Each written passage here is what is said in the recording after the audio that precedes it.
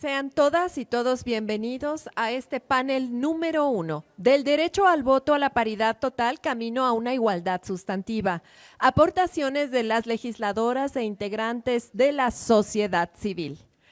Bienvenidas las panelistas y tengo el gusto de presentarles a todas y a todos ustedes a quien será la moderadora de este panel número 1.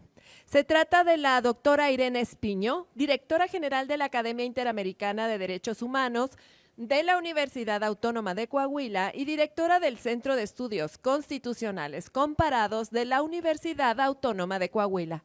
Tiene el uso de la voz y le damos la más cordial bienvenida.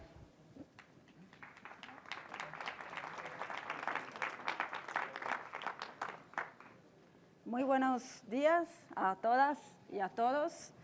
Es para mí un gusto poder moderar este panel sobre el derecho de voto a la paridad total, camino a una igualdad sustantiva, aportaciones de las legisladoras e integrantes de la sociedad civil.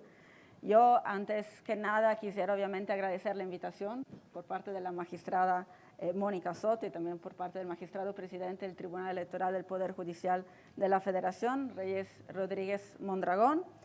Y obviamente aprovecho también para saludar al público que nos está siguiendo aquí en las instalaciones del Tribunal Electoral, así como a través de las plataformas virtuales. Voy a dar también la bienvenida a las personas que me están acompañando en este panel. La senadora Mónica Fernández Balboa, la senadora Beatriz Paredes Rangel, la senadora Marta Lucía Micher Camarena, la diputada Alma Carolina Villano Austria, la consejera Dania Paula Ravel Cuevas y Angélica de la Peña Gómez. Muchas gracias a todas y todos por estar aquí. Voy a comentar muy brevemente la dinámica de este panel. La dinámica se desarrolla a través de algunas preguntas detonadoras que ya han sido enviadas a las panelistas con anterioridad y cada panelista contará con un tiempo de hasta 4 minutos para contestar a cada pregunta. Me pidieron ser muy estricta con los tiempos, entonces no se enojen conmigo, pero para respetar el calendario que tenemos el día de hoy. Las preguntas detonadoras.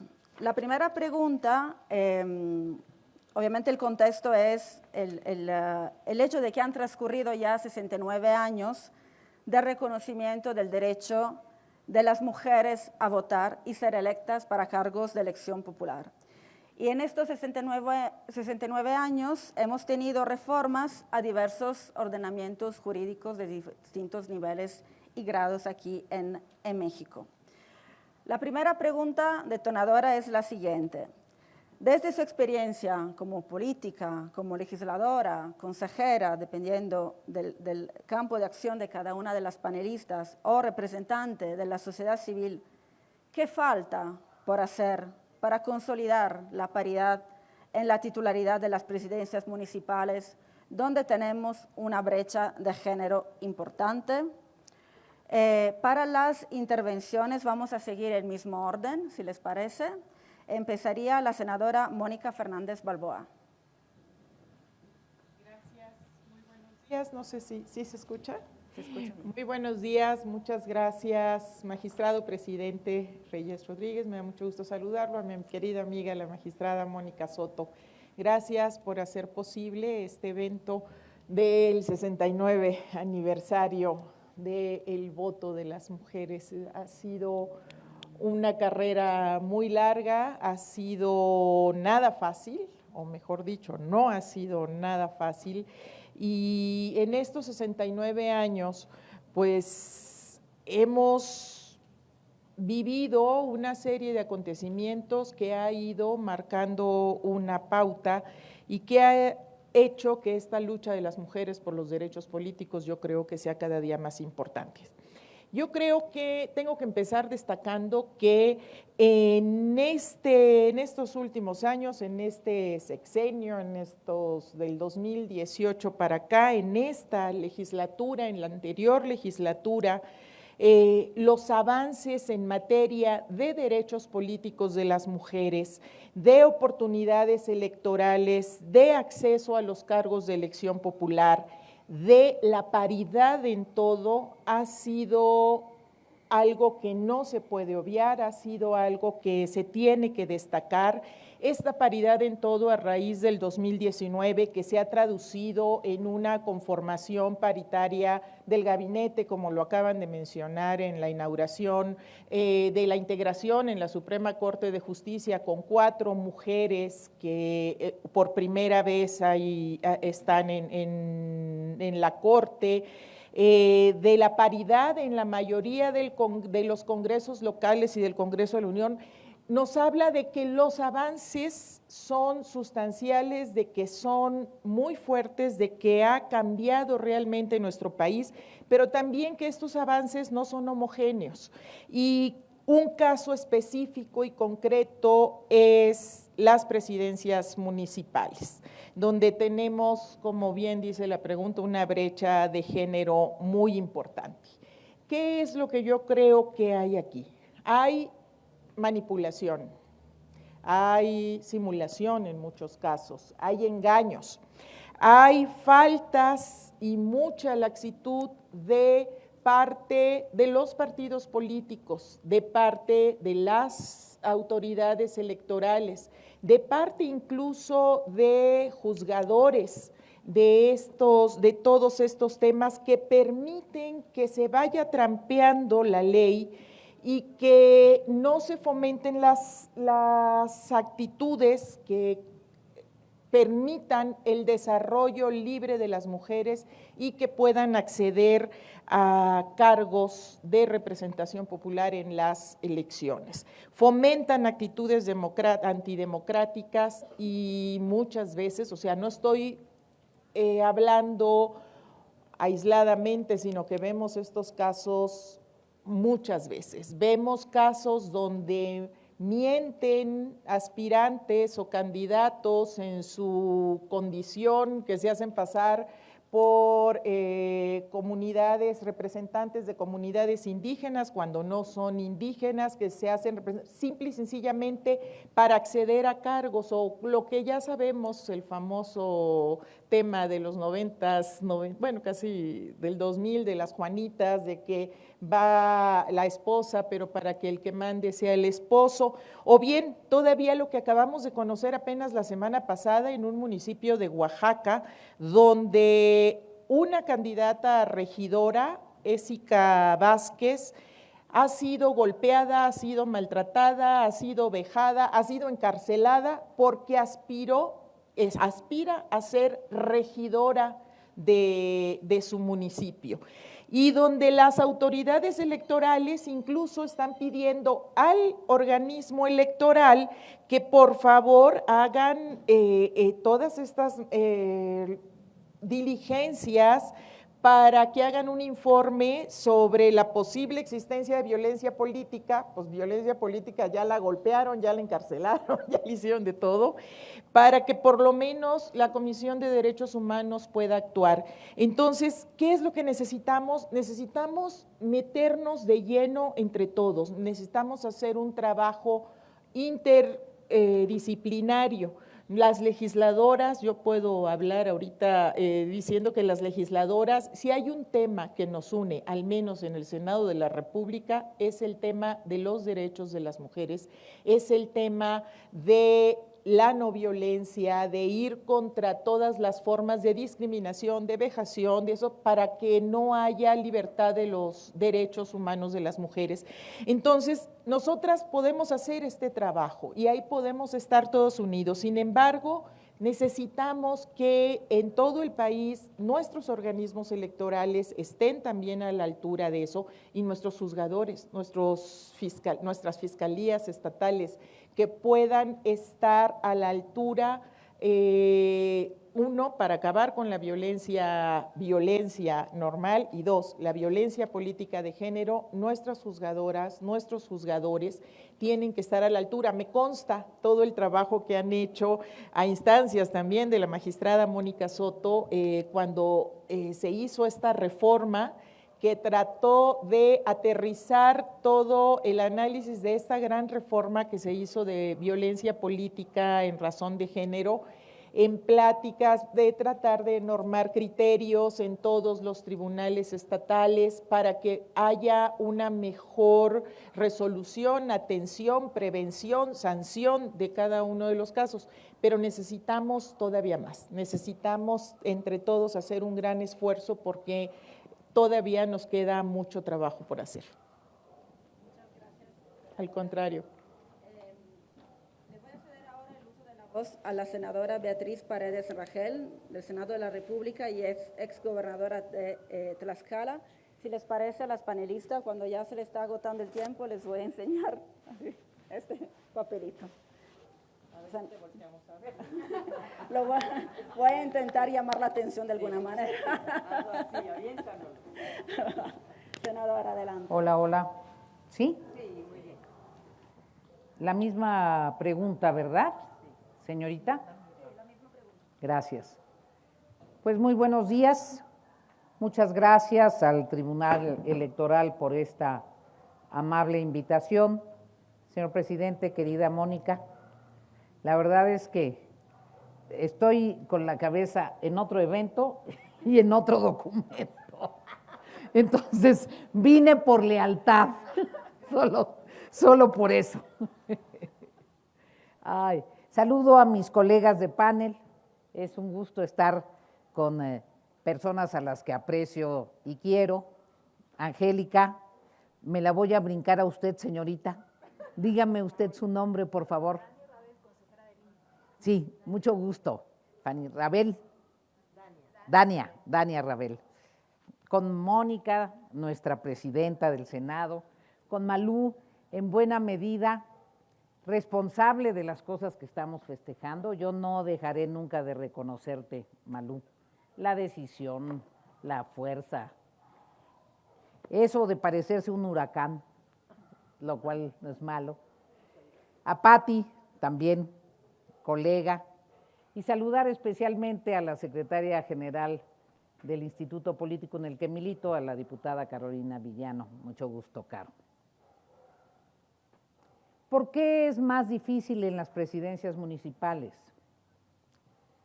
Porque reflejan la cultura de nuestro país. No reflejan a la vanguardia del país que se encuentra en los ámbitos nacionales y que ha dado batallas consistentes y consecutivas, porque al reflejar la cultura de nuestro país, también en la conformación de las fuerzas políticas locales se dan posibilidades y prejuicios, pero en el caso de las dirigentes de base, de las dirigentes municipales, de las dirigentes comunitarias o de barrio que pretenden participar, se da el hecho de que pocas veces tienen una liga muy profunda con los grupos que normalmente controlan el poder municipal. Es un problema de poder, no es un problema de género. No solo es un problema de género, es un problema de poder. Y en ese sentido, a mí me parece muy importante, y siempre lo planteo cuando participo en estas reuniones, que desarrollemos una gran estrategia de capacitación. Y el Tribunal y el Instituto Nacional Electoral tienen las posibilidades, porque las estrategias de capacitación no son muy costosas. En todos los ayuntamientos hay regidoras. Hay que hacer una gran estrategia de capacitación para las regidoras. Ya lograron vencer la barrera, ya forman parte del cabildo, ya están aprendiendo la realidad de la organización municipal, ya se están acreditando en la colectividad. Necesitan insumos de conocimiento, insumos de facilitación del liderazgo, y después necesitarán apoyos. Una de las grandes ausencias de toda la estrategia que hemos empujado en el Senado y desde antes en diferentes frentes y en la Cámara de Diputados en su momento, es que necesitamos constituir una gran organización civil, una ONG, para que apoyemos en el financiamiento de campañas de las mujeres candidatas.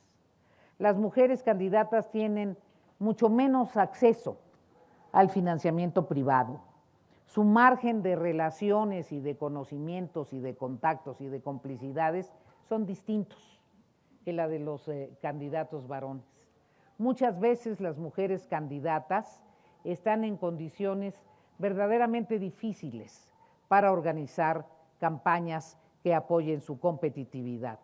Hay una experiencia muy interesante en Estados Unidos que es apartidista y que apoya la posibilidad de respaldar a mujeres candidatas que compartan básicamente un ideario demócrata independientemente de su percepción. Cuando fui presidenta del partido, yo nada más les quiero decir que con una mujer recuperamos Mérida, que con una mujer recuperamos Aguascalientes, que con una mujer recuperamos Puebla. En fin, yo tengo la experiencia de que las mujeres son espléndidas candidatas cuando logran vencer el techo de cristal. Gracias.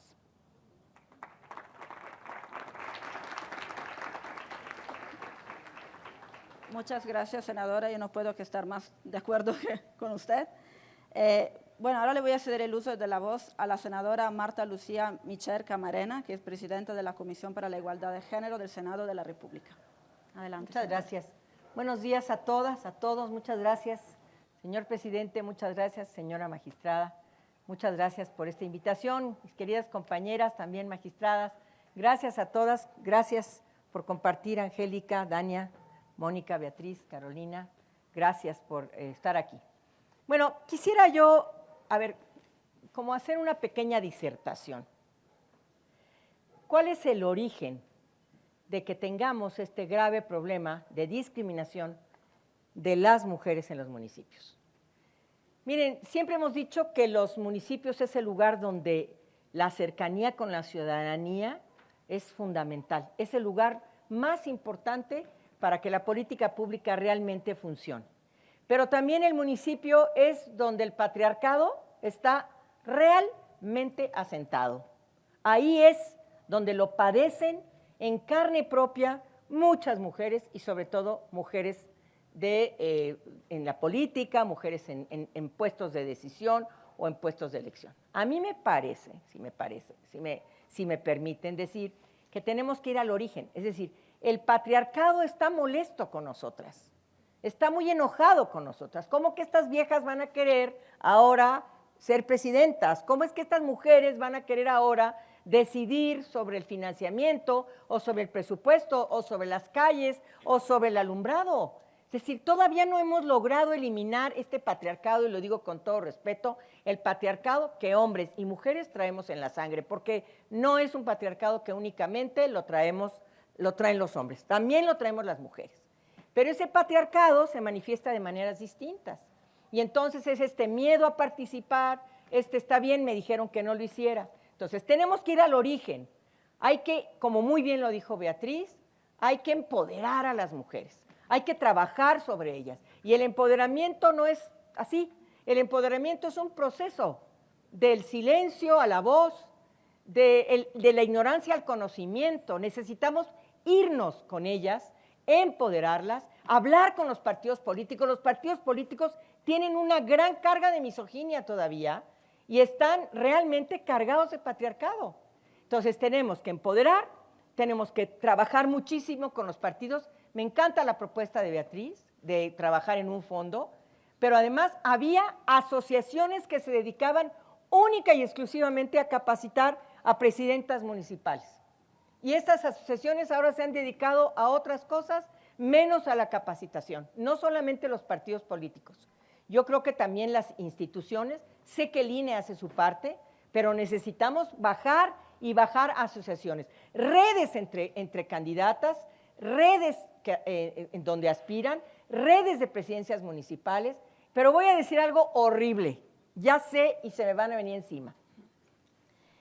Presencia de mujer no ha garantizado conciencia feminista, no lo ha garantizado. Y ahí tenemos a más de la mitad en el Congreso Federal de mujeres y la vida de las mujeres no ha cambiado. Yo estoy realmente preocupada y es una discusión que tengo con mujeres en plural, porque el tema es que lleguen las mujeres.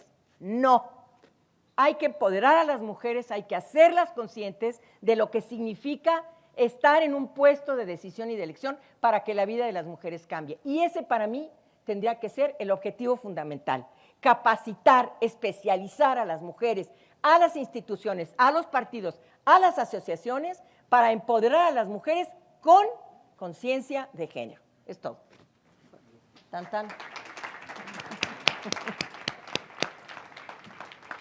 ¿Me faltaba un minuto o ya me había yo pasado? 3 segundos. Ay, qué Faltaban. bueno. Sí, perfecto. Muchas gracias, senadora. Ahora le voy a ceder el uso de la voz a la diputada Alma Carolina Vigiano Austria, integrante de la 65ª legislatura del Congreso de la Unión. Muchas gracias, Muchas diputada. gracias. Adelante. Pues muchas gracias al Tribunal Electoral, muchas gracias, magistrado presidente Reyes, Mónica. Me siento muy honrada de estar entre mujeres que han aportado enormes cosas a nuestro país. Saludo también a Patti, me da mucho gusto verla aquí, como siempre, solidaria. Después de lo que han señalado, creo que me queda poco por decir, porque coincido plenamente en que es un tema cultural. La cultura que tenemos se deja sentir más en las comunidades, en las sociedades, definitivamente. Que también es importante decir, hoy las mujeres, las candidatas, tanto a los municipios como a los cargos de representación popular de cualquier índole, viven un problema adicional, la delincuencia organizada, la violencia. Ellas están, sin duda, muy expuestas a que sus familias les digan, oye, ¿por qué te metes en eso? Retírate. Cuando son candidatas, muchas veces a medio camino quieren renunciar, muchas han renunciado y muchas han sido amenazadas para ya no salir más a campaña. Es importante destacarlo porque deberíamos pensar que después de la reforma que hubo en la pasada elección del 21, deberíamos habernos acercado mucho más a solo tener 25% de mujeres presidentas municipales. Realmente es muy poco, pero hay otros factores. El otro factor es que los partidos políticos, que en su mayoría están dirigidos por mujeres, se sientan a pactar los espacios donde van a mandar hombres o mujeres para garantizar los triunfos. Y eso es muy vergonzoso decirlo, pero en realidad ocurre. Y cierto, como dice Malú Micher, es verdad que no garantiza, no porque haya mujeres garantiza un cambio que esperáramos. Sí hay una carga patriarcal también en las mujeres, esa es una realidad, pero ese es un tema cultural que no se acaba con un decreto o con una nueva ley. Es un proceso que nos va a costar trabajo y que hay que insistir con muchas cosas, no solo en el ámbito legislativo. En el ámbito legislativo yo les quiero señalar algo que habla muy bien de esto que estoy señalando. Somos el 50% en la Cámara de Diputados. Es decir, si quisiéramos cambiar una ley o el presupuesto completo, bastaría con que convenciéramos a un hombre más para cambiar todo. Sin embargo, no es así. Se obedece a los hombres en lo que se tiene que hacer. Entonces, eso es muy vergonzoso, porque ya ni siquiera podemos cambiar los temas que nos preocupan en razón de las mujeres, de su salud, en razón de su educación, de su empoderamiento económico. No, podríamos cambiar todo el presupuesto completo. Pero hoy, desafortunadamente, menos que nunca, el presupuesto no tiene perspectiva de género. Es increíble que en la legislatura de la paridad se haya perdido la perspectiva de género. Eso es algo que nos debe llamar profundamente la atención. y para regresar al tema de los municipios, creo que ahí en los municipios tenemos un problema de formas. Los alcaldes, los candidatos hacen pactos que las mujeres no hacen. Entonces, los horarios son de hombres, los lugares donde se reúnen son de hombres, en fin, hay muchas cosas en el ámbito municipal que hacer porque esa es la parte más importante. Muchas gracias.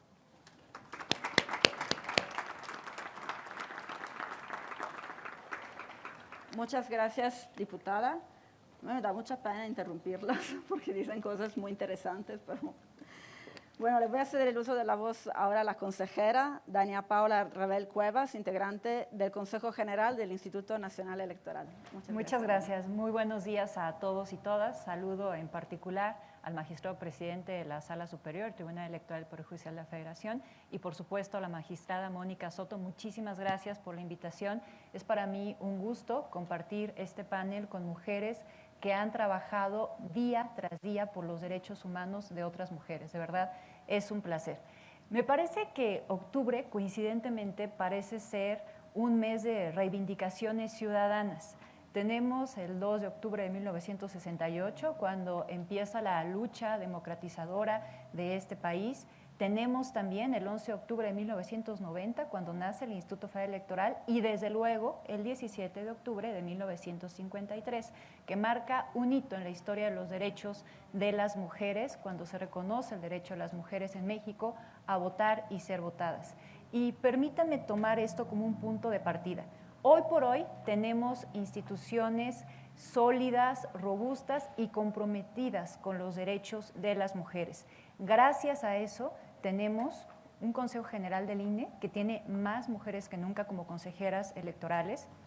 Tenemos también organismos públicos locales electorales con OPLES que tienen ahí en su Consejo General un número de mujeres inédito como consejeras electorales y ahora como presidentas también de estos OPLES.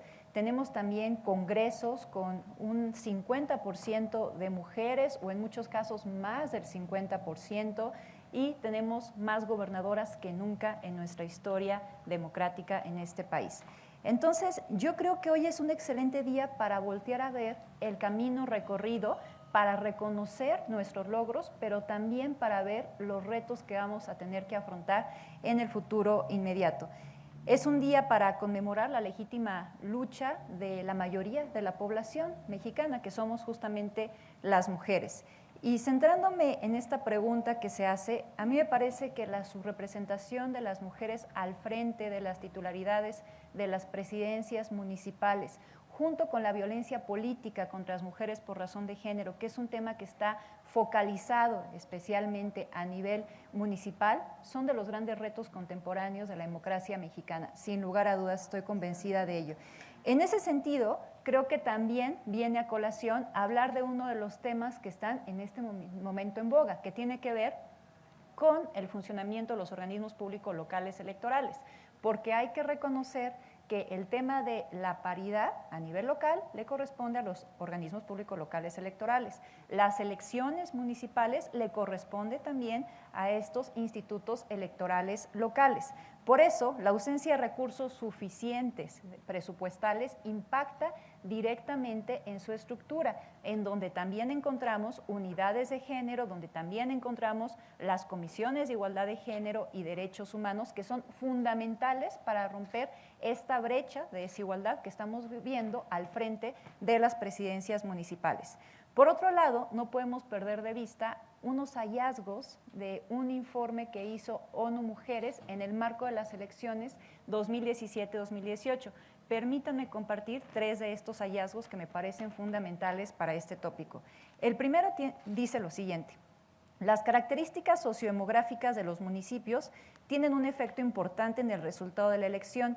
Es más común que las mujeres ganen en municipios con menos población, no urbanos y con mayores niveles de educación. 2. El ámbito municipal es el más duro, de mayor cerrazón y donde se combinan mecanismos de control masculino con formas autoritarias y caciquiles de ejercer el poder. Y 3. La política municipal generalmente tiene como escenario comunidades pequeñas, donde la mayor parte de la gente se conoce y las relaciones humanas son más estrechas y por lo tanto el control que se ejerce sobre las mujeres que transgreden las normas de género al participar en la política asume tintes particulares. Se les acusa de libertinas, fáciles, locas, indecentes, chismosas, argüenderas. Además, son agredidas en su persona, familia y creencias. Esto me parece que nos debe de llevar a hacer estrategias diferenciadas por municipios para atender las problemáticas concretas que estamos advirtiendo en los distintos municipios. Desde luego también tenemos que hacer, como siempre, campañas de educación cívica, tenemos que sensibilizar, porque esto también cruza por algo que han mencionado ustedes y que tiene que ver con una cultura de discriminación, con una cultura que violenta a las mujeres y que, en una palabra, se puede llamar patriarcado. Gracias.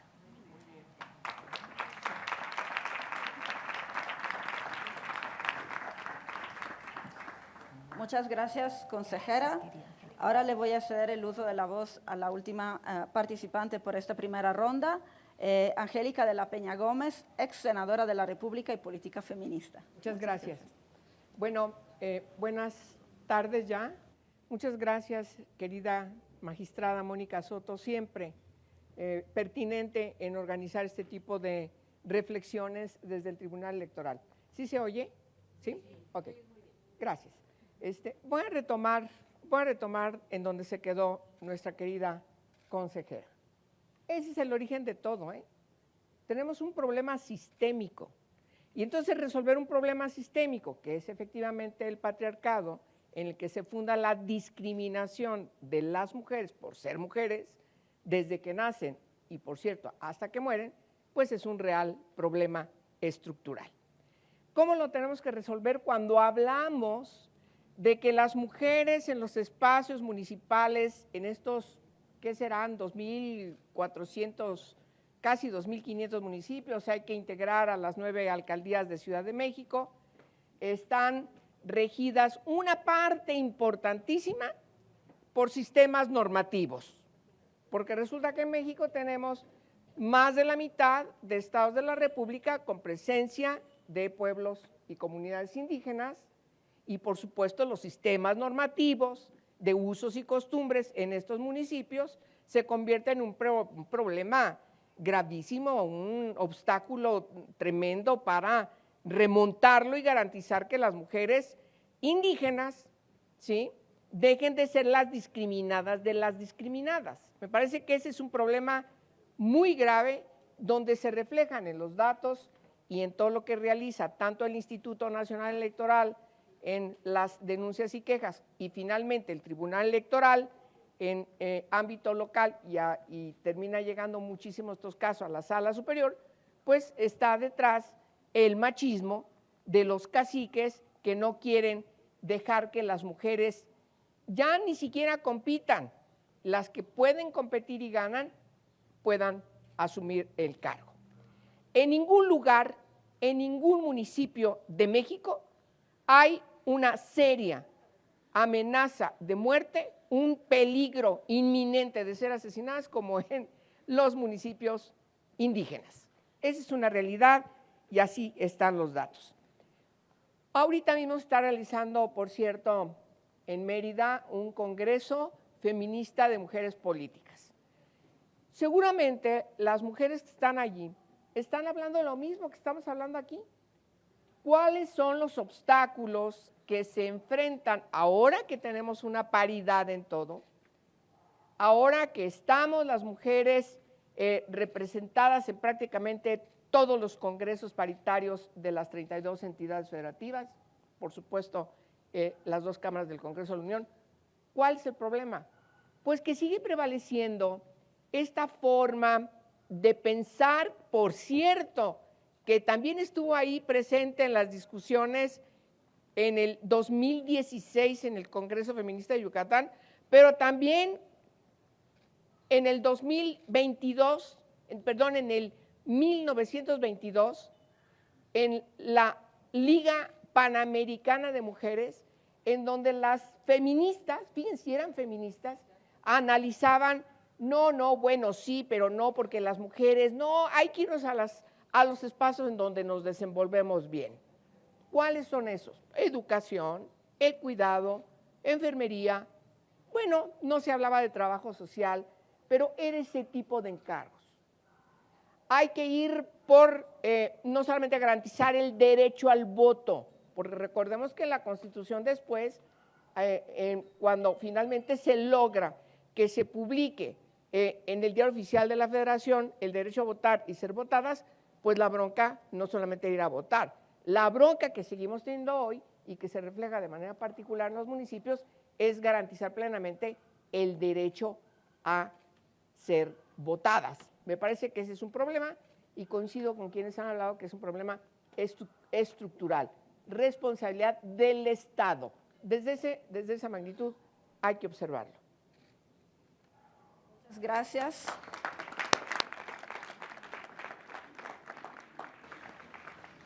Muchas gracias, Angélica. Bueno, vamos a seguir con la segunda pregunta. Desde su vivencia como política, legisladora, consejera, integrante de la sociedad civil, ¿cuál consideran que es su mayor aportación para que otras mujeres participen en política y ocupen cargos de elección popular? Si les parece, podemos seguir el mismo orden. Entonces empezaría la senadora Mónica Fernández Balboa. Adelante, senadora. Gracias. Yo creo que hablar de una aportación personal me da hasta como pena, ¿no?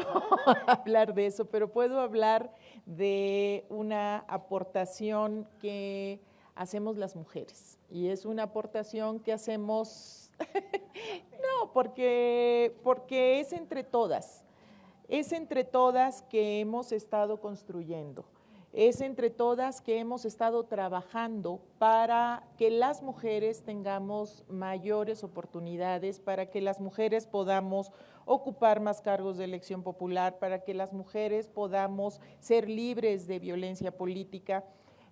Yo creo que cuando hablo de entre todas, que a lo mejor la principal aportación, se puede decir, es involucrar a las mujeres y estar con las mujeres, estar entre todas agarradas de las manos.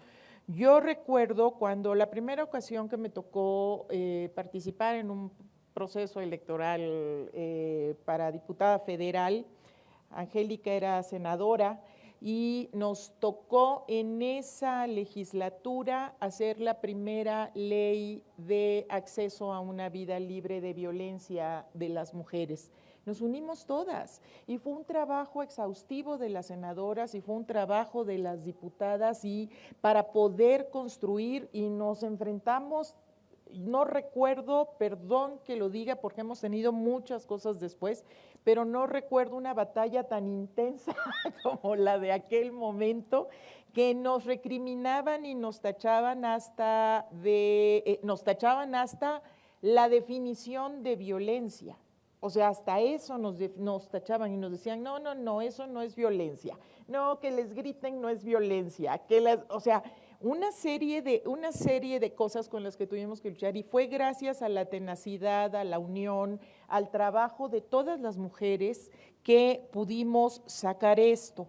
Y uno de los logros que yo creo que pueden hablarse como aportaciones para que más mujeres puedan participar en la política, pues yo hoy en lo personal doy gracias de poder tener esta oportunidad de que desde el Congreso de la Unión, desde la Cámara de Senadores y de ser legislador obviamente, para poder estar aprobando las reformas, generando, haciendo las iniciativas para poder modificar las leyes que nos brinden estos derechos. Solo en lo que va también de estos 4 años de la legislatura pasada y en esta, creo que hemos aprobado más reformas legales que en 60 años por lo menos, y les puedo hablar que y todas son para ampliar los derechos y garantizar las libertades de las mujeres, y puedo hablar de muchísimas reformas a la Ley General de Acceso a una Vida Libre de Violencia, a la Ley General de Instituciones y Procedimientos Electorales, a la Ley General del Sistema de Medios de Impugnación en materia electoral, a la Ley General de Partidos Políticos, a la Ley General en materia de delitos electorales, a la Ley General de Responsabilidades Administrativas, con el propósito de fortalecer nuestro marco legal para acabar con las modalidades de violencia en general, pero además con esto que es la violencia política contra las mujeres en razón de género y que nos cohíbe y nos limita la participación para buscar los cargos de elección popular. Y bueno, y desde este Poder Legislativo tenemos que visibilizar y visibilizar y visibilizar y alzar la voz cada vez que veamos este tipo de atrocidades. Gracias.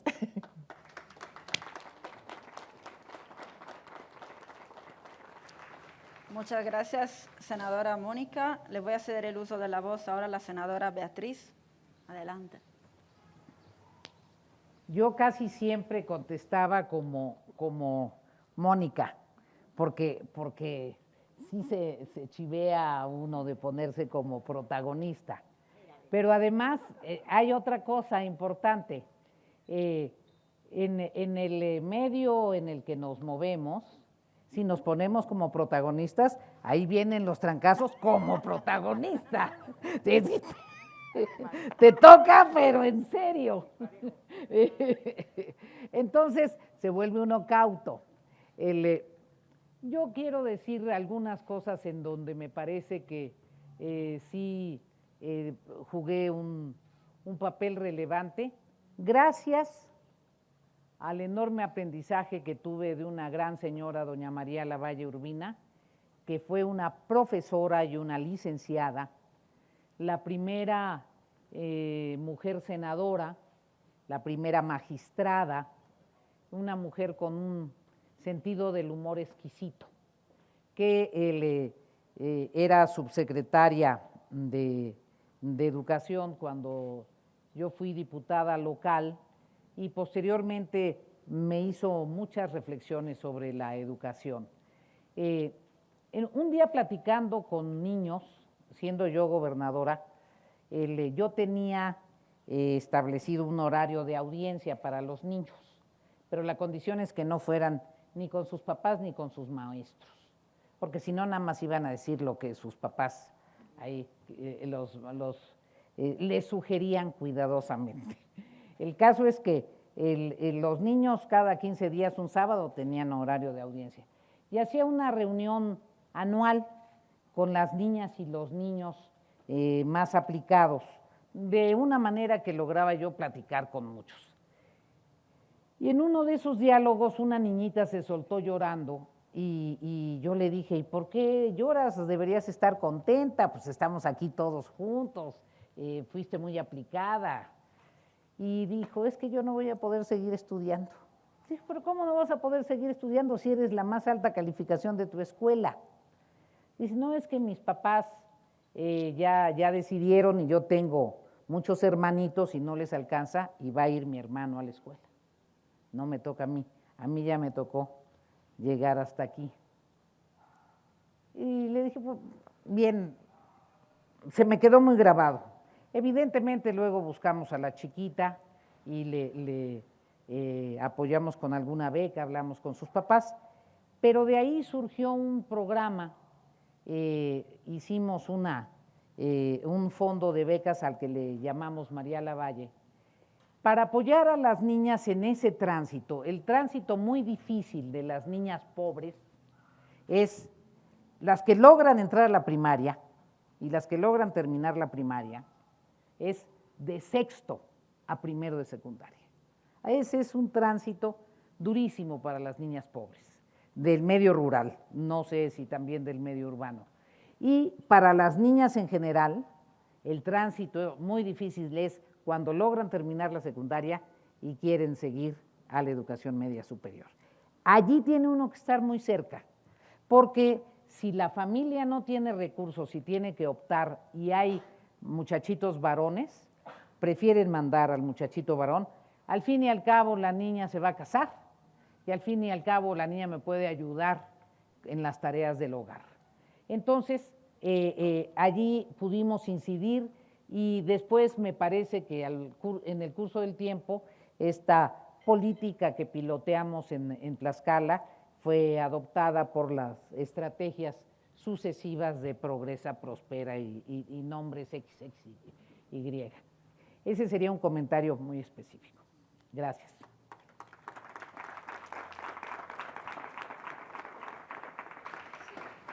Muchas gracias, senadora. Senadora Marta, adelante. Sí, bueno, a ver. ¿Me oyo? Sí, me oyo. sí, perfecto. Pati, no te había saludado, Pati, perdona. Pero nos saludamos al inicio. ¿No me oyo o sí me oyo? Sí, ¿Me oyes? sí, me oyo. Bueno, pues, a ver, esta pregunta a mí me parece que es muy importante. Nosotras contribuimos a 2 grandes reformas para asegurar precisamente la participación política. Paridad en todo en la Constitución y violencia política contra las mujeres en razón de género. Esa ha sido una gran contribución, no fue fácil, ya se imaginarán los argumentos, no están preparadas, no quieren, y además, la peor, no saben, ¿no? Esos argumentos ridículos, patriarcales, misóginos, que además algún día tenemos que sentarnos aquí con ustedes, Kenia y yo, ya lo hemos hecho en varios foros, ¿no? De hablar de cómo decidimos por debajo de la mesa que si empezábamos a exaltarnos un poco, nos daríamos un golpe en la rodilla para no romper el diálogo y que no se levantaran aquellos. Yo era la ruda. Ya sabrán la fractura de rodilla. No rompimos las rodillas, no es cierto. Pero eso lo quiero decir porque fue extraordinario, porque yo era la ruda y ella era la técnica y terminó siendo la ruda ella. Y yo dije, Jesús, aquí la cosa se va a poner muy difícil. Pero yo quiero decirles, estos 2 grandes aportes, que son significativos, que ustedes los conocen y que no tengo que explicarlos, ¿en qué se basaron? ¿Cuál fue el espíritu de lo que hicimos? Fácil. Romper techo de cristal, cambiar los pisos rotos que nos ha instalado el patriarcado y construir pisos no resbalosos. Ese era el espíritu de lo que hicimos. Para eso lo hicimos. Pero sigue habiendo pisos resbalosos, escaleras rotas y sigue habiendo techo de cristal. Eso es exactamente lo que nosotras necesitamos avanzar. Yo creo que tenemos que hacer un libro que diga cómo ser antipatriarcal y no morir en el intento. Algo así, ¿no? O sea, cómo eliminar el patriarcado y no morir en el intento, porque hay una cantidad de intentos desde decirnos, es que no quieren, Malú, es que no están capacitadas, como si ellos hubieran nacido senadores, regidores y dirigentes, ¿no? Ya nacieron, yo siempre hago un poco de burla y digo, cuando nació dijo, quiero ser senador, imposible, pero ese argumento todavía se nos aplica y es muy, muy grave que siga siendo. Yo creo que la contribución que hemos hecho ha sido muy significativa, pero no hemos incidido, y eso lo digo, en este patriarcado que algo tú puedes modificar los pisos, puedes echar abajo las escaleras rotas y crear unas escaleras que no estén empinadas, que estén más a favor de las mujeres, pero si aquí adentro, si no cambiamos esta esencia de no puedo, no tengo, no quiero, tengo que pedir permiso, a ver si me dejan, a ver si lo permite. Esa es la parte en donde todavía siento que no hemos acabado de incidir en la esencia de las mujeres, en esta parte patriarcal que todavía subyace en el actuar de las mujeres. Sin embargo, creo yo que estas 2 grandes reformas fueron espectaculares y gracias a la interpretación que ha hecho tanto el INE como el Tribunal Electoral, no hubiéramos llegado a donde estamos. Un día dije, hace casi 2003, no se me olvida, que metí la iniciativa para la paridad y voltearon a verme, ¿qué te pasa? A ver, diputada, no se me olvida hasta quién me lo dijo, qué bárbaras, quieren todo. Pero le he escuchado a Patricia una frase muy bonita, a Pati, que dice, es que no era el tiempo. Llegó el tiempo, aquí estamos. A lo mejor tanto, bueno, somos unas insistencialistas y redentas, ridículas, no, ya me voy a callar. Pero yo creo que sí tenemos que seguir siendo unas insistencialistas y redentas, disruptivas. Nosotras, esta parte, bueno, tú eres muy joven, pero a lo mejor Carolina también, pero hay una parte nuestra, bueno, no, Mónica también, eres muy joven. Aquí las únicas las ancestras, las rucailas somos Beatriz y yo, la verdad, pero me encanta esta nueva generación de mujeres que ya no se dejan, pero las queremos donde se decide sobre la vida de las mujeres, no allá en la calle. Además de la calle, las queremos aquí. Bueno, gracias. Bien.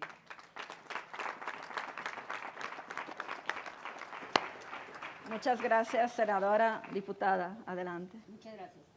Bueno, pues definitivamente los logros que hasta hoy hemos alcanzado los hemos hecho juntas. Ha sido gracias a que hemos dejado de lado cualquier sistema partidista y nos hemos ido a luchar por las causas. Y esa ha sido la experiencia en todas, ¿no?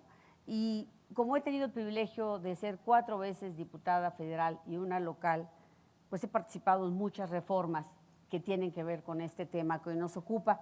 Y ustedes se preguntarán, ¿por qué tantas? Porque no me han dejado justamente el techo de cristal, el patriarcado, ser senadora y mucho menos ser gobernadora.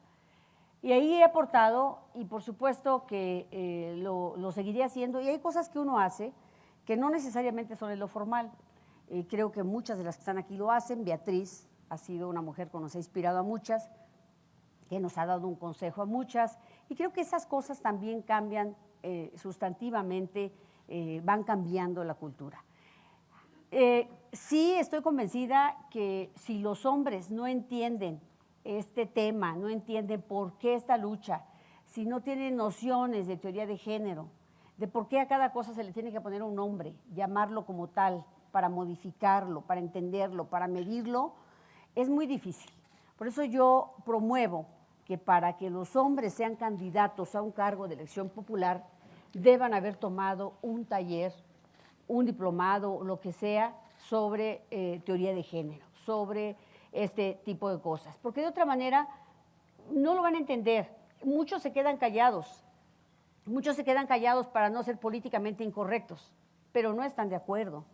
Y bueno, más bien a veces aprueban las cosas por miedo a nuestra rebelión, a nuestra fuerza, a nuestra energía, y entonces deciden, ya sabes, yo con ellas ni me meto.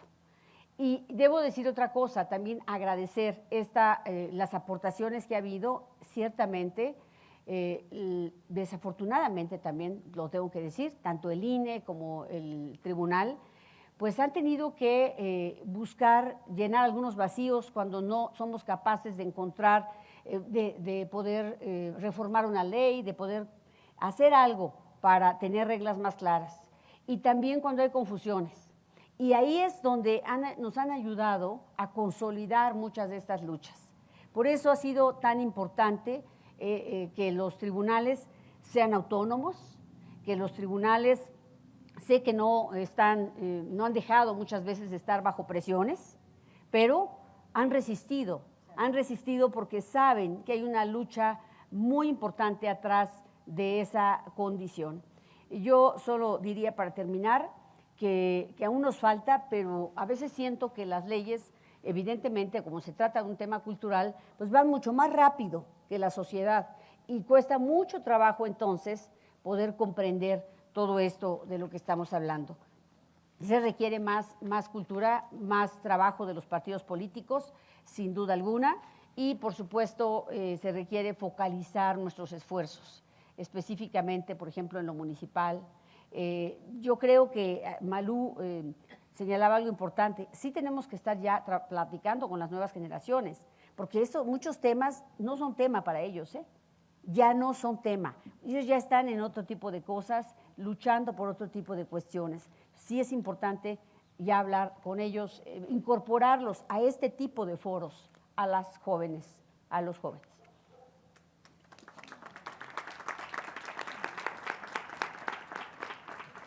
Muchas gracias, diputada, consejera, adelante. Gracias. Comparto un tanto la visión de la senadora Mónica. Creo que en estas luchas en las que todas vamos juntas, el yo queda a un lado para hablar de nosotras. Sin embargo, sí, en todos los puestos en los que yo he estado, he tratado de allanar el camino para las que vienen atrás de mí, que no les sea tan difícil como lo fue para mí llegar al cargo público, que les sea mucho más sencillo. Y afortunadamente me he encontrado en el camino con mujeres maravillosas y con hombres aliados que han compartido esta misma visión. En ese sentido, déjenme hablarles de algunas de las cuestiones que hemos hecho en conjunto desde el Instituto Nacional Electoral. La primera, sin lugar a dudas, tiene que ver con la paridad en las gubernaturas. Es un tema en donde, justo como lo decía la diputada Carolina, pues lo que vemos es que hubo una ausencia de configuración legal para hablar de la paridad en las gubernaturas. Entonces, el INE, de la mano con el Tribunal Electoral, Poder Judicial de la Federación, estableció un criterio para que hubiera paridad en las postulaciones a las gubernaturas y creo que ese fue un logro fundamental. Desde luego, fue un trabajo de años en el que estuvimos trabajando en el Instituto Nacional Electoral desde que se dio la reforma de paridad en todo en 2019 hasta que vinieron las primeras renovaciones de gubernaturas en 2021. Pero ese creo que es un tema fundamental. El segundo tiene que ver con focalizar el principio de paridad de género en las acciones afirmativas que nosotros tomamos en el Instituto Nacional Electoral. Permítanme platicarles que la primera cuota que nosotros establecimos en 2018 para personas indígenas no estaba previendo que se focalizara el principio de paridad de género. Y recuerdo muy bien que tuvimos incluso una votación diferenciada en el Consejo General del INE y algunos de mis colegas me decían, es que así no se aplica el principio de paridad de género, se tiene que ver de forma integral y no segmentada, lo cual es cierto en términos ordinarios. Sin embargo, estamos hablando de algo que también decía Angélica, las mujeres indígenas son todavía más discriminadas. Teníamos que garantizar que sí se postulara también a mujeres indígenas. Entonces, una mayoría de consejeros y consejeras decidimos focalizar el principio de paridad de género en esta cuota. Y hoy me da muchísimo gusto ver que ese ya no es materia de debate. Ya ahora también, gracias también a los criterios de la Sala Superior, eso ya no se discute. Sabemos que cuando tomamos una acción afirmativa a favor de personas con discapacidad, a favor de personas afromexicanas, de quien sea, tenemos que focalizar el principio de paridad de género para garantizar también que se postulen ahí a mujeres. El tema de violencia política contra las mujeres por razón de género. Y no me refiero a la reforma ya que se hizo y se publicó el 13 de abril de 2020, sino que modificó 8 ordenamientos legales, sino me refiero a lo que hicimos antes. Prácticamente todas las instituciones que estamos acá representadas nos unimos para hacer un protocolo para atender las quejas en materia de violencia política contra las mujeres por razón de género, a sabiendas de que era un problema real y teníamos que darle un cauce para atender esas quejas, para darle acompañamiento a las mujeres y ante la ausencia de legislación decidimos hacer este protocolo para que se atendieran esas quejas y no se quedaran en la nada e incluso visibilizar un problema que ya era real. Desde luego también el protocolo trans que hicimos en diciembre de 2017, en donde se garantizó el derecho humano de las personas trans a votar libres de discriminación, que su expresión de género no fuera un impedimento para que no pudieran ejercer un derecho humano fundamental, que es su derecho a votar, y sobre todo con un reconocimiento de una perspectiva interseccional, en donde reconocemos que las mujeres trans son todavía más discriminadas dentro del grupo ya discriminado de personas LGBTIQ+. Ha dicho la Comisión Interamericana de Derechos Humanos al respecto lo siguiente en un informe: la población trans, en especial las mujeres, viven en un ciclo de violencia, discriminación y criminalización que generalmente comienza desde muy temprana edad por la exclusión y violencia sufrida en sus hogares, comunidades y centros educativos. La creación también de la primera Comisión de Igualdad de Género y No Discriminación en el INE, en donde, en toda la historia del Instituto Federal Electoral y del INE no había habido una Comisión de Igualdad de Género y No Discriminación. Tuvimos que hacer una comisión temporal porque no se prevía dentro de las comisiones permanentes que establece la Ley General de Instituciones y Procedimientos Electorales. Hoy, gracias a la reforma en materia de violencia política contra las mujeres por razón de género, ya es una comisión permanente y me parece que es inconcebible los trabajos del instituto sin esta comisión, pero no lo había en 2017 cuando me designaron. La 3 de 3 contra la violencia para que las personas que quieran una candidatura manifiesten bajo protesta, de decir verdad, que no han violentado a mujeres en ningún ámbito. Todas estas medidas me parece que tienen un objetivo común: fortalecer y consolidar nuestra democracia para que realmente sea igualitaria, incluyente y libre de toda discriminación. Gracias.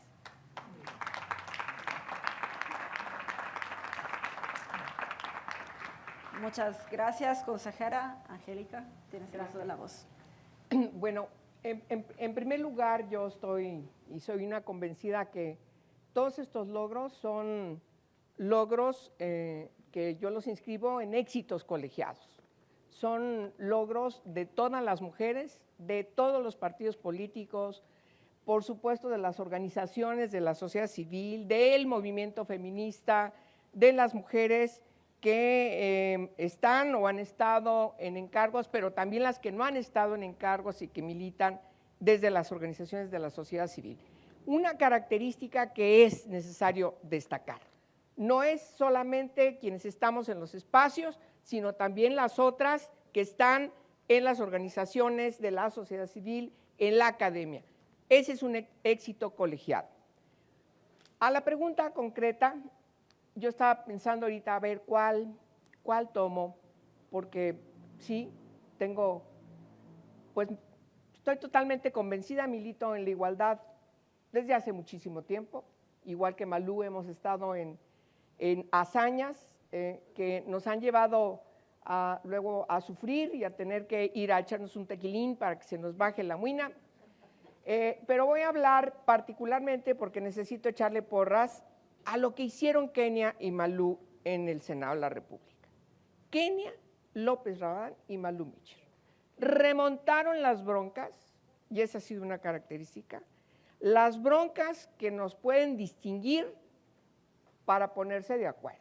Yo he escuchado muchas de esas anécdotas que ha hablado ahorita Kenia y Malú, que se codeaban, a ver, yo, tú, para que no se te vaya. Me encanta oírlas. Y ese es un ejemplo importantísimo de conciliación de voluntades, de sinergias para lograr avanzar. No hemos logrado avanzar si no es así. Pero miren, les voy a contar una anécdota de la legislatura de la que yo formé parte. Nosotras logramos modificar el artículo 14, en el 14, el artículo de la Constitución que garantiza la paridad en los congresos, el 41. Cámara de Diputados, Senado y congresos locales. Se quedó muchas cosas. Al final estábamos ahí tosudas que también se integrara el tercer orden de gobierno, así decía. No se podía, y al final dijimos, ok, va así, con la promesa de que antes de que terminara la legislatura retomaríamos la del tercer orden de gobierno, todo el ámbito municipal. Violencia política contra las mujeres. Todas estas leyes que mencionó ahorita Mónica, todas esas leyes las tenemos inscritas en sendos dictámenes, proyectos de dictámenes, para lograr, y antes de irnos de esa legislatura, legislar en la incorporación de la modalidad de violencia política contra las mujeres. No lo pudimos lograr. ¿Y saben por qué? Porque nos detuvieron el dictamen precisamente en la ley de delitos electorales. Ojo, Malú, ojo, Mónica, Beatriz, la ley de delitos electorales tiene que ser modificada. Y el consejero jurídico de Peña Nieto nos lo dijo con toda puntualidad, porque con él era con quien discutíamos. Era el 129 senador. Esto no pasa, tengo muchas broncas, se nos van a levantar en guerra todos, ¿sí? Entonces nosotros decíamos, bueno, y si no modificamos la ley de delitos electorales, pues sigue siendo un llamado a misa. Y poníamos un ejemplo tras otro, tras otro, tras otro, de todo lo que pasa. Y las multitas, los partidos se burlan de las multitas, llamaditas de la atención, disculpas, etcétera, etcétera. Todo eso, la verdad, es peccata minuta, se burlan de nosotras si no entramos a fondo. Darle al Tribunal Electoral del Poder Judicial de la Federación las posibilidades de sancionar. De sancionar. Claro, porque es su atribución. De manera que sí hay que seguir trabajando en lo que queda pendiente, porque no podemos cantar victoria. Hoy festejamos el derecho de las mujeres a ser electas, pero no hay piso parejo.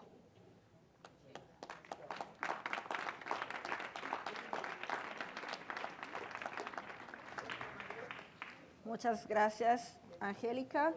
Bueno, vamos ahora con la tercera y última ronda, la tercera y última pregunta detonadora.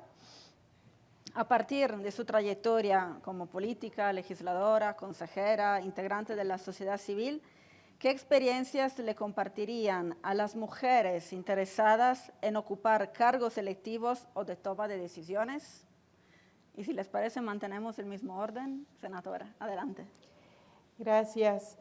En principio yo les diría que no tengan miedo, que si es su vocación política y desde ese ámbito desean construir, contribuir a un bienestar de la sociedad, que lo hagan, que participen, que caminen junto a otras mujeres, que vayan con todo por ese espacio en la toma de decisiones en donde seguramente muchas mujeres tendrán mucho que aportar.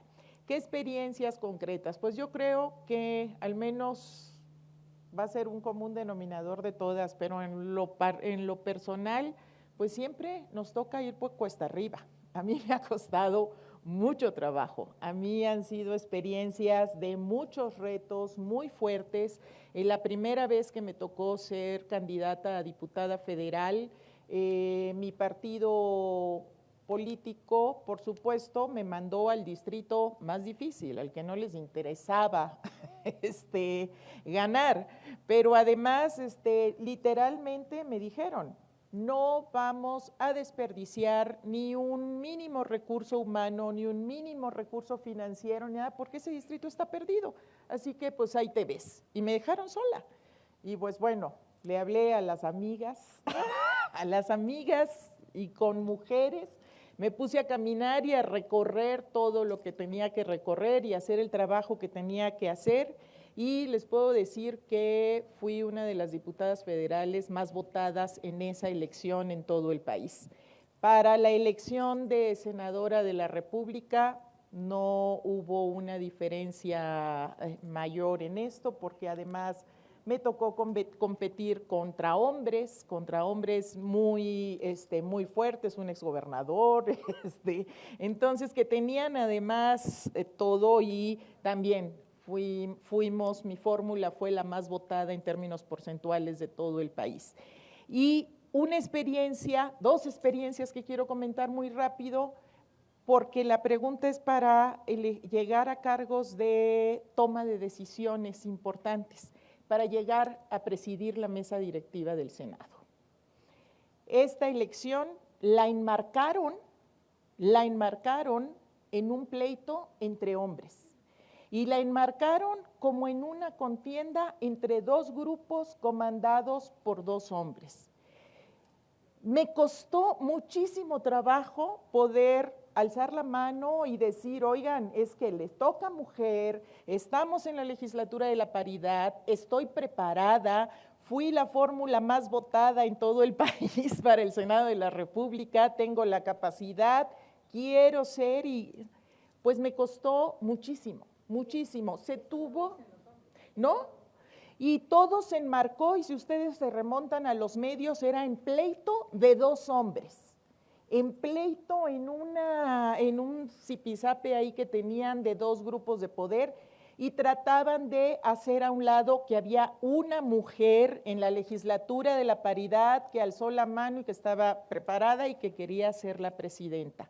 Tuve que ser electa tres veces en una interna de mi grupo, y bueno, posteriormente ya en el pleno del Senado, que fue por una mayoría, nada más hubo un voto en contra. Y no me puedo ir, ya sé que tengo 30 segundos, pero una experiencia que tengo que comentar fue cuando la aprobación de la reforma de la paridad. Estaba yo presidiendo la sesión y me paran todos los vicepresidentes, hombres y senadores de grupos parlamentarios y los que controlaban todo y llegan a decirme, ya las mujeres todas trabajando, todas estaban cada quien haciendo lo que tenían que hacer y llegan y me dicen, oiga, presidenta, ya es muy tarde, vamos a sacar eso del orden del día, ¿no? No tiene caso que hoy se apruebe, bájelo del orden del día. Y yo, no, pero no presidía yo. Cuando presidí yo, les dije que no y me decían, y se me vienen encima, todos empiezan a hablar y se me vienen encima, y le hablé a la senadora Patricia Mercado, que la vi, y le digo, Patricia, ven por favor. Y llegó Patricia y le digo, estos canijos, quieren bajarnos el tema. Necesito que todas estemos fuertes y que no nos bajen de ahí. Entonces, mientras yo estaba arriba, Patricia se bajó corriendo a hablar con todas, etcétera, y no permitimos que se bajara, y ese día fue que se aprobó esta reforma. Pero para que vean, hasta el último minuto, hasta el último recurso, tratando de inhibir y de bloquear estos procesos para darles derechos a las mujeres. Gracias, perdón por el tiempo.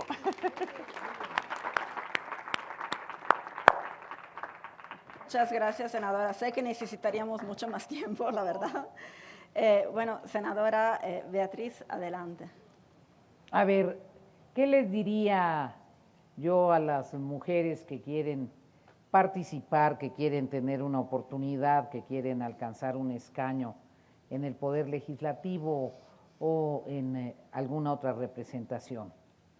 Primero les diría, ¿para qué? ¿Para qué? ¿Para qué quieren figurar? ¿Para qué quieren alcanzar un escaño? ¿Para qué quieren ser diputadas, senadoras, gobernadoras? Para mí el poder es un instrumento, no es un fin en sí mismo. Y si no tenemos claro cuáles son las causas por las que vamos a trabajar, probablemente alcancemos tener posiciones, pero vamos a ser absolutamente irrelevantes. El puesto no hace a la persona. Como cuerpo de mujer no significa pensamiento de feminista. Entonces, una primera respuesta del para qué tendría que ser un compromiso con la agenda de las mujeres. Nosotros demandamos que haya participación de mujeres que tengan un verdadero compromiso con la agenda de las mujeres. Y ya verán sus otros para qué, si les interesa la ciencia, si les interesa la profundización democrática, si son campesinas, si son dirigentes obreras, si están por los derechos civiles de vanguardia.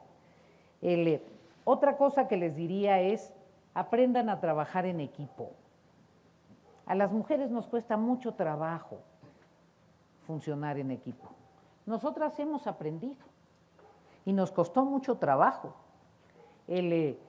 La primera vez que fui legisladora federal, no pudimos armar un equipo de mujeres. La segunda vez tuvimos un equipo de mujeres y la tercera vez teníamos cierto rango de poder en la legislatura, porque funcionamos como equipo. Aprendan a trabajar en equipo.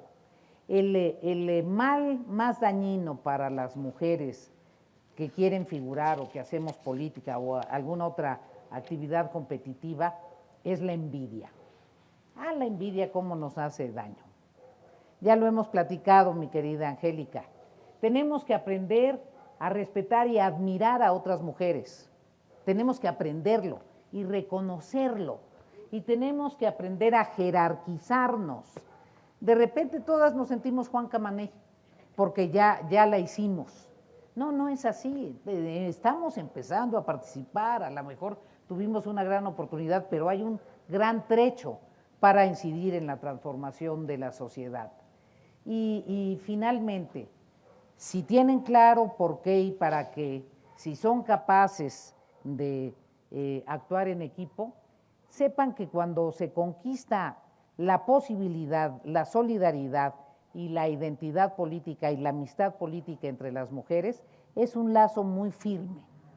Nos cuesta trabajo llegar a él, pero cuando existe se vuelve un lazo muy firme. Vas a encontrar la solidaridad en tus aspiraciones políticas, pero también en tus momentos de dificultades personales, también en tus circunstancias de dudas. Cuesta trabajo, pero cuando se conquista es un avance cualitativo, porque cuando las mujeres sabemos ser amigas, lo somos. Trascendemos, mi querida Alma Carolina, la complicidad. La complicidad es más un asunto de intereses y la amistad verdadera es más un asunto de identidades. Y no se generen conflictos innecesarios. Enfrenten los conflictos reales. No se rajen ante los conflictos reales, pero no se generen conflictos innecesarios. Luego agarramos todas las broncas, no sabemos exactamente jerarquizarlas. Esos serían mis comentarios.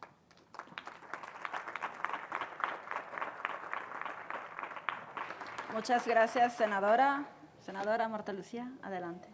Gracias. Bueno, yo creo que arribar a la democracia paritaria, como ya lo han mencionado mis compañeras, no fue gratuito. Esto se debe al trabajo de muchas mujeres, de hombres también aliados en este tema, con quienes hemos ido avanzando, de organizaciones civiles, del acompañamiento de estas organizaciones con las senadoras, con las representantes. Evidentemente no ha sido fácil llegar a donde estamos, pero de nada nos va a servir, vuelvo a decirlo, ocupar un puesto de decisión o un puesto de elección si no cambia la vida de las mujeres. Yo me acuerdo que en algún momento comenté que el tribunal, si no había suficientes mujeres, tenía que utilizar la palabra compensar. Me volvieron a decir que estaba loca, o sea, de loca nunca me bajaron, ¿no? Y miren lo que hizo el tribunal, compensar. No hay suficientes mujeres, pues hay que poner las mujeres. Y no, es que están violentando nuestros derechos políticos, electorales, nos dijeron los hombres.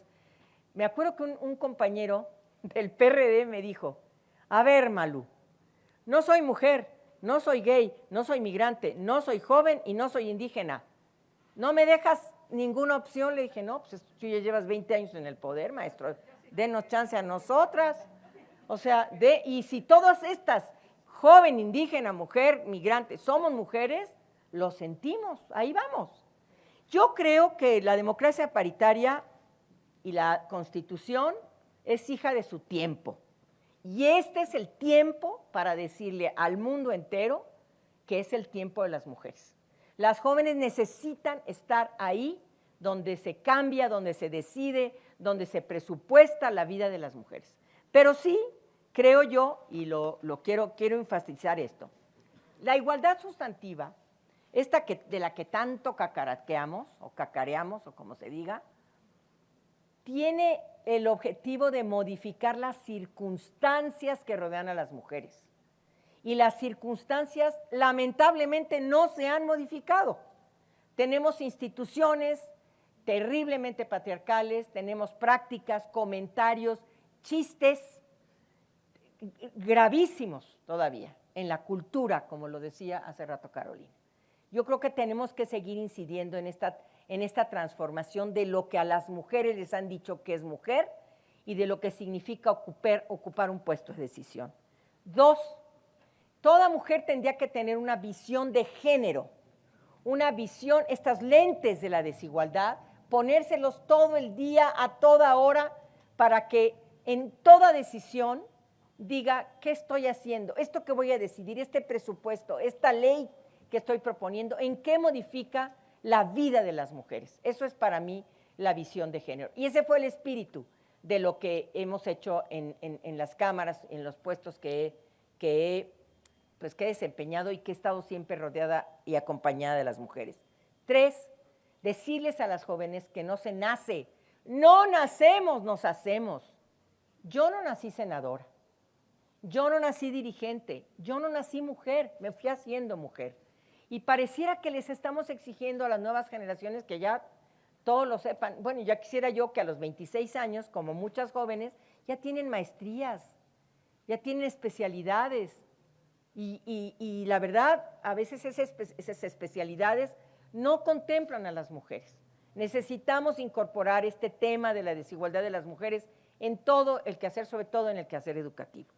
Y por supuesto, yo sí les diría que esta democracia de género, esta democracia genérica, nos tiene que inspirar, nos tiene que iluminar. ¿Por qué? Porque necesitamos estar ahí donde se decide sobre nuestras vidas.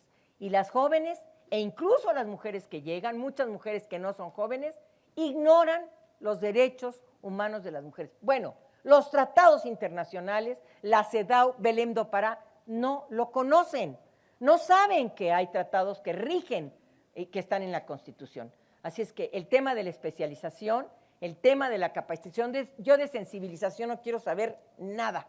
Ay, pobres mujeres, tan jodidas. No, ya no.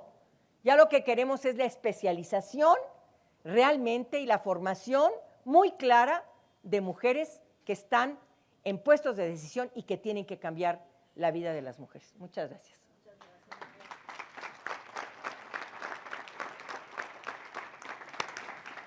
Muchísimas gracias. Diputada, adelante. Muchas gracias. Bueno, pues yo voy a insistir siempre en que tiene que ser, ¿para qué somos paridad?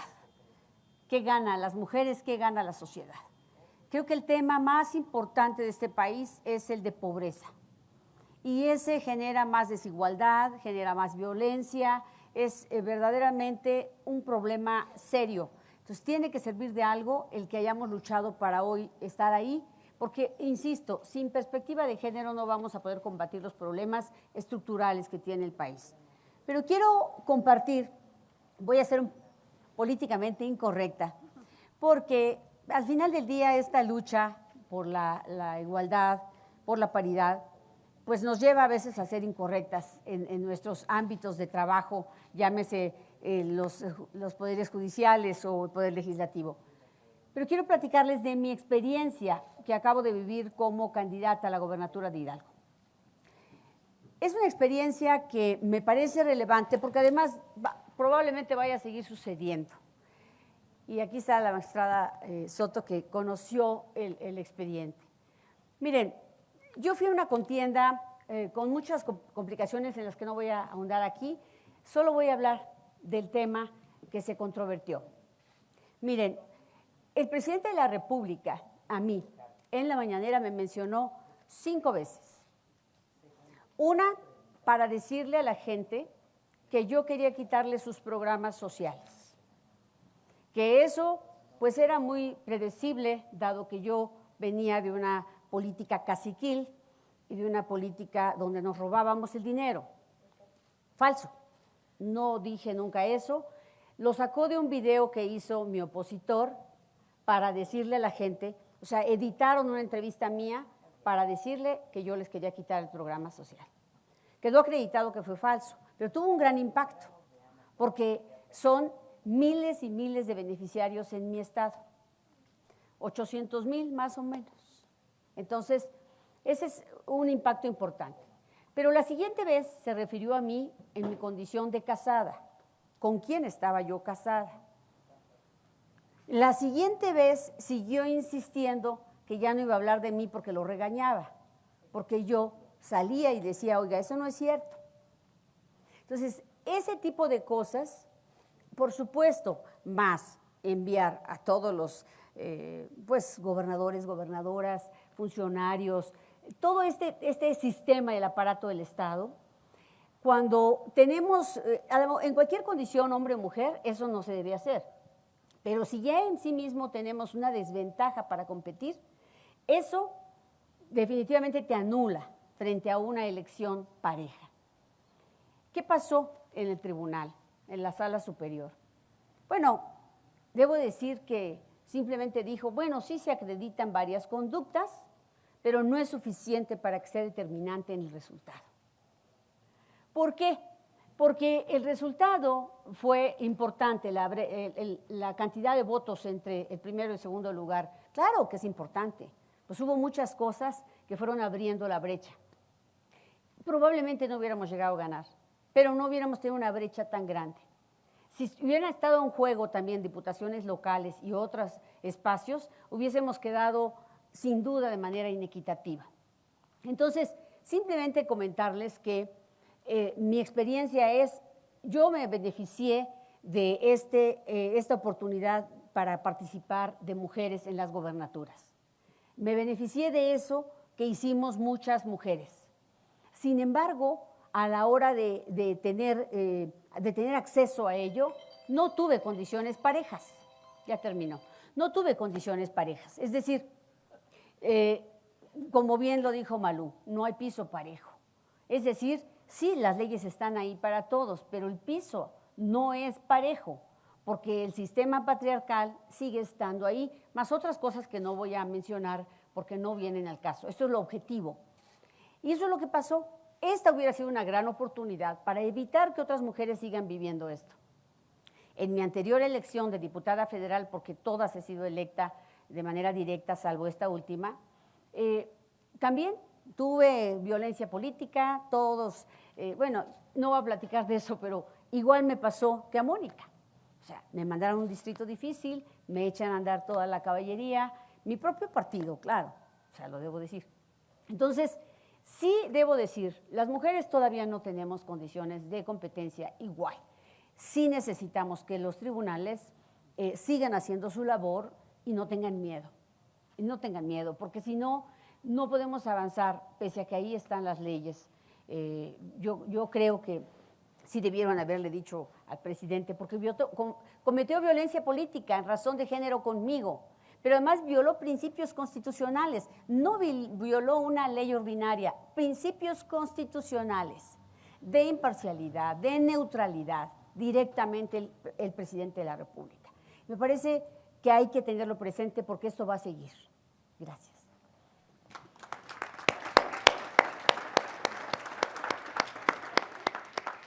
Muchas gracias, diputada. Consejera, tienes el uso de la voz. Muchas gracias. Permítanme responder esta pregunta con una anécdota. Cuando se publica la reforma constitucional en 2019 de paridad en todo, la leo y con honestidad no advertí muchos beneficios en materia electoral para las mujeres, hasta que me detuve en la lectura del artículo 35 y 41 constitucional y veo que el primero dice, palabras más, palabras menos, que la ciudadanía tiene derecho a ser postulada en condiciones paritarias para todos los cargos de elección popular, sin excepción. Y luego el 41, que dice que los partidos políticos tienen que garantizar el principio de paridad de género en las postulaciones a todos los cargos, también sin excepción. Eso, concatenado con el hecho de la gran subrepresentación de mujeres en las gubernaturas, pero no solamente eso, ni siquiera las consideraban para ser postuladas. O sea, cuando hice la revisión, casi no había habido candidatas a la gubernatura. Me hizo pensar que era necesario que nosotros, desde el INE, planeáramos una estrategia para garantizar el principio de paridad de género en las gubernaturas. Cuando pensé esto tenía 3 certezas. La primera, que era una cuestión de justicia, porque justo las mujeres merecen ser postuladas para todos los cargos de elección popular, sin excepción, en condiciones paritarias con los hombres. Segundo, sabía que iba a haber muchas resistencias al respecto. Y tercero, también tenía la certeza de que si nosotros no lográbamos hacer eso para las siguientes renovaciones de gubernaturas después de la reforma constitucional de 2019, ya nunca más se iba a hacer porque se iba a sentar el precedente de que esa reforma constitucional no tuvo impacto en el tema de las renovaciones de las gubernaturas. No les miento, pensé que iba a ser una lucha perdida. La primera vez que comenté esto con mis colegas en una reunión privada, varios me dijeron que no, pues que el INE no tenía competencia para hacer eso y que se estaba atentando contra el federalismo. Cuando terminó esa reunión, las 3 consejeras electorales que en ese momento integraban también el Consejo General se acercaron conmigo y me dijeron, Dania, te apoyamos, ¿qué hacemos? ¿Qué estrategia vamos a tomar? Hay que planear bien todo. La consejera Pamela San Martín en ese momento, la consejera Claudia Zavala y la consejera Adriana Favela. La primera vez que presenté esta idea públicamente, se me dijo que yo no sabía cómo se implementar el principio de paridad de género, que el principio de paridad de género no aplicaba para cargos unipersonales. Cuando la primera vez que lo dije delante de los organismos públicos locales electorales, escuchaba murmuraciones que decían, queremos ver que eso se logre, eso no va a pasar jamás. La primera vez también que le pedí a la dirección jurídica que analizara la factibilidad de que nosotros como INE estableciéramos una estrategia para garantizar postulaciones paritarias para las gubernaturas, me llegó un dictamen que decía que no. Y cuando lo revisé, no estaba considerando varios criterios de la Sala Superior y de la Suprema Corte de Justicia de la Nación. Lo regresé para que se volviera a hacer ese dictamen y cambió desde luego este tema. Sin embargo, pensé que la batalla valía la pena. Aún y cuando a lo mejor hubiera condiciones adversas, era necesario dar esta batalla. Hoy la paridad en las postulaciones, en las gubernaturas, es una realidad y tenemos más mujeres que nunca en nuestra historia ejerciendo el cargo de gobernadoras. Así que mi primer consejo sería que cuando estén seguras de que algo vale la pena, que es justo hacerlo, den esa batalla sin importar las condiciones adversas que se vean en ese momento en el panorama. Y lo anterior me lleva a un segundo consejo. Hay muchas colegas y aliadas persiguiendo objetivos similares, un poco lo que decía la senadora Paredes.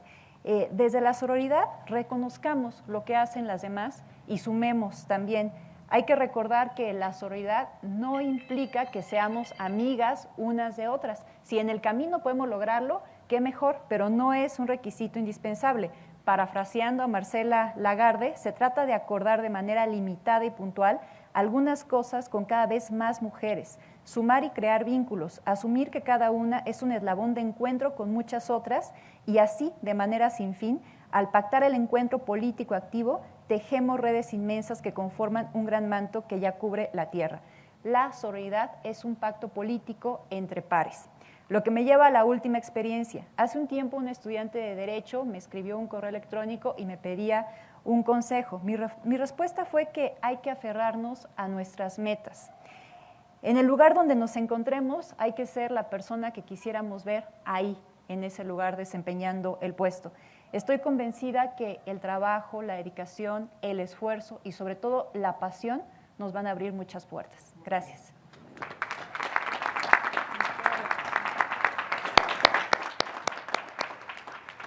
Muchas gracias, consejera. Angélica, tienes el uso de la voz. Bueno, me encantó escucharlas.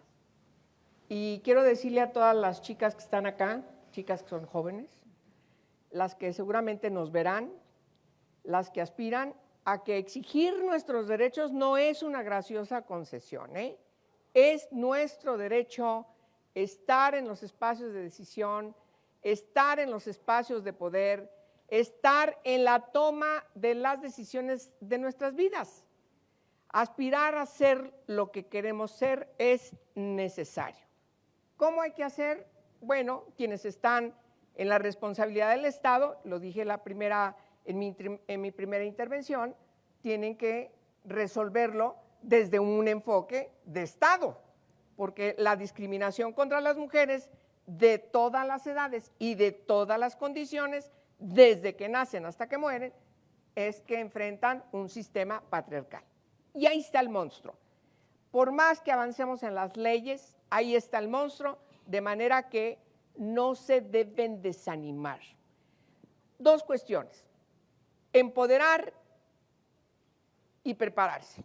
Van juntas. No puedes estar en el poder si no estás preparada para el poder. El que sea, cualquiera que sea tu profesión, cualquiera que sea la decisión que tomes de tu vida, la que sea.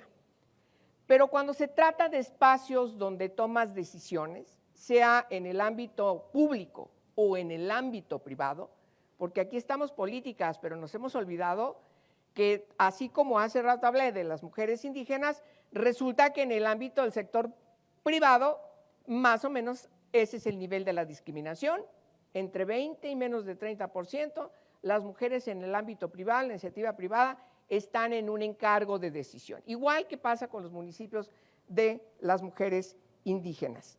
De manera que es necesario prepararnos para el encargo, porque miren, nosotras tenemos mucha experiencia cuando estamos en el ámbito parlamentario, que es donde nos movemos. Bueno, aquí hay también mujeres que han estado en espacios de la administración pública, pero por ejemplo desde las consejerías o desde las magistraturas, perdón, somos nosotras las que vamos a discutir. Somos nosotras las que estamos ahí debatiendo. No es que tengamos el asesor, la asesora que nos esté diciendo o tomando la palabra por nosotras. Las mujeres tienen que llegar empoderadas y preparadas para plantear con fundamentos, con argumentos, lo que tiene que argumentarse. Esa me parece que es la regla principal que siempre doy en todos los talleres y en todos los cursos que permanentemente estoy dando para empoderar a mujeres, dentro de mi partido, fuera de mi partido, desde la sociedad civil, etcétera. Me encanta hacerlo y lo hago con muchísimo gusto siempre. Además, hay otra cosa importante que no puedo dejar de mencionarla. Las mujeres debemos, a partir de la sororidad, también agregar el afidamento, es decir, reconocernos, hermanarnos y reconocernos, las diversas de distintos espacios políticos, tendencias, etcétera, porque si no nos reconocemos, este sistema patriarcal nos va a seguir avasallando, invisibilizando, nos va a dejar ahí como unas necias insoportables. No queremos dejar de ser necias, no queremos dejar de insistir, pero necesitamos victorias. Necesitamos victorias, como dice Malú, ser insistentes, pero necesitamos victorias. Y las victorias se plasman en la Constitución, en el marco secundario, jurídico, legislativo secundario, en políticas públicas, porque se nos están olvidando aquí que hay 3 órdenes de gobierno que tienen que atender lo que dice la ley, y por supuesto el Poder Judicial, que siempre lo tenemos ahí apoyándonos en las decisiones y en los debates que estamos dando. Termino diciendo, no hay que golpearnos entre mujeres. Y lo tengo que decir, querida Malú, querida Beatriz, querida Mónica. El espectáculo que se dio entre senadoras en un debate anterior, que las escuché también ustedes, poniendo orden, pidiendo, a ver, aclaro. No, las escuché llamando la atención a que hubiera cordura, respeto, las escuché. Y fue muy pertinente que lo hayan dicho, las reconozco, porque el otro es un boomerang contra nosotras. Es, aparte de espectáculo horrendo, es algo que nosotras no podemos hacer. Las mujeres, cuando estamos en los espacios de poder, no podemos golpear a otras mujeres contrincantes, no las podemos golpear. No, lo digo acá, ya no las estoy viendo, Malú. A ver, si algo tenemos Malú y yo es de que siempre nos llevamos bien, ¿es cierto, Malú? Usted donde esté, yo donde esté. Somos ejemplo de civilidad. Ay, ya lo sé. A ver, Malú y yo siempre estamos así. Ejemplo, poniéndonos de ejemplo, ya puse el de Kenia también contigo, del ejemplo de las cosas que tenemos que hacer bien como mujeres. Por favor, queridas chicas, queridas jóvenes, queridas nuevas generaciones, que hay por ahí varias, tienen que aprender también eso. No golpearse entre mujeres. Aguas con no debatir. Eso no, son 2 cosas distintas. No golpearnos porque es un boomerang contra nuestra aspiración de lograr ser finalmente sujetas de plenos derechos, en igualdad de condiciones con los señores.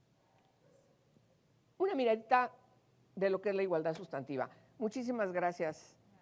Mónica, gracias.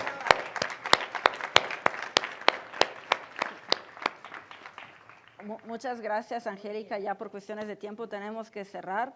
Yo quisiera obviamente agradecer a todas las personas que nos acompañaron en este panel por compartir sus experiencias, sus sugerencias, y todos estos preciosos consejos que están dando a las nuevas generaciones, pero no solamente a las nuevas generaciones, sino que también a las mujeres que estamos de alguna manera involucradas en estos temas. Muchas gracias, Mónica, por invitarme a moderar esta mesa que ha sido de verdad muy enriquecedora. Me parece que la línea en común es que se necesita más cultura, más educación, que tenemos que cambiar esta cultura patriarcal tan arraigada, tan estructural en nuestra sociedad. Y bueno que esta mesa la moderó una académica, ¿no? Que pues de la mano con las distintas actoras y actores de la políticas, legisladoras, pues de las otras instituciones involucradas, podemos hacer creo que muchas cosas. También pues aprovechamos para acatar la sugerencia del libro, el título está perfecto, yo creo que vendería muchísimo, así que ya tenemos tarea, ¿verdad? Bueno, muchas gracias a todas y a todos por estar en esta mesa.